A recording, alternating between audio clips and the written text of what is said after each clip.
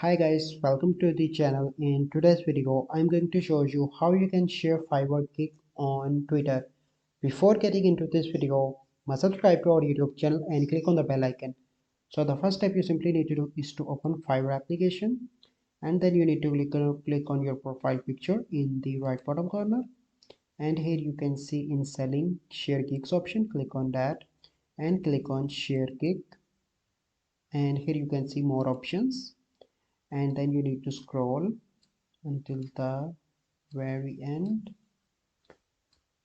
So here you can see Twitter. You can share your gig as direct message, or you can share your gig as tweet.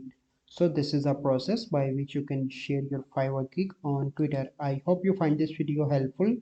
If you find this video helpful, must like this video, subscribe to our YouTube channel for future videos. I'll see you in the next video. Thank you. Have a good day.